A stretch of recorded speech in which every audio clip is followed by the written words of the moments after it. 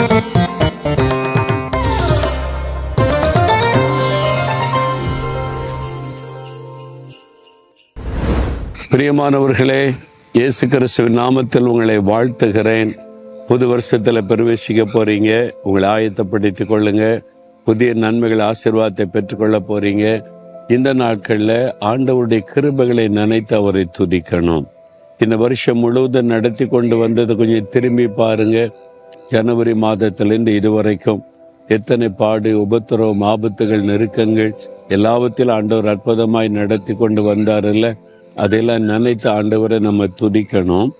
அப்போ ஆதியாகமம் 32:10 யாக்கோபு என்ற ஒரு பக்தன் பாருங்க சொல்றாரு, அடியேனுக்கு தேவரீர் காண்பித்த எல்லா தயவுக்கும் எல்லா சத்தியத்துக்கும் நான் எவ்வளவேன்னு பாத்திரன் அல்ல.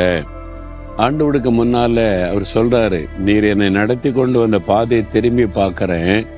நான் ஒரு கோலோட நான் அந்த இடத்தை விட்டு போனேன். இன்னைக்கு எனக்கு இவ்வளவு ஆசீர்வாதம் தந்திருக்கிறீங்க. மனைவி, பிள்ளைகள், சொத்துக்கள், இவ்வளவு காரியம் தந்திருக்கிறீங்க. அடியனுக்கு தேவரீர் காண்பித்த எல்லா தயவுக்கும் எல்லா சத்தியத்துக்கும் நான் எவ்வளவேன்னு பாத்திரன் அல்ல.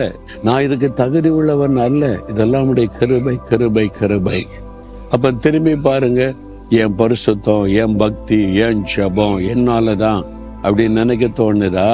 அப்படி இல்லைன்னா இல்ல. தகுதி இல்லாத எனக்கு ஆண்டவருடைய கிருபை. அவர் என்னை பாதுகாத்தார், என்னை ஆசீர்வதித்தார், என்னை நடத்தினார். அந்த தயவை நினைத்து ஆண்டவரை துதிக்கணும்.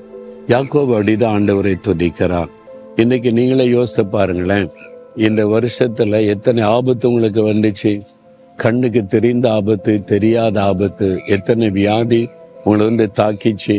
ஆனா நீங்க படுக்கையில விழல, நீங்க ரொம்ப பாதிக்கப்படலை, மீண்டு வந்திருக்கிறீங்க. அதெல்லாம் தேவனுடைய கிருபை. ஒண்ணுமில்லாத நிலைமையிலிருந்து தேவன் என்னெல்லாம் தந்திருக்கிறாரு.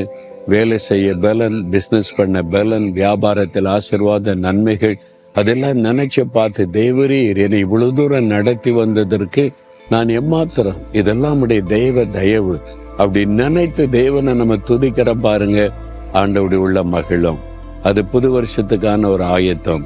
ஆண்டவரை பார்த்து சொல்றீங்களா, ஆண்டவரே நீர் என்னை இம்மட்டம் நடத்தி வந்ததற்கு நான் எம்மாத்திரம்.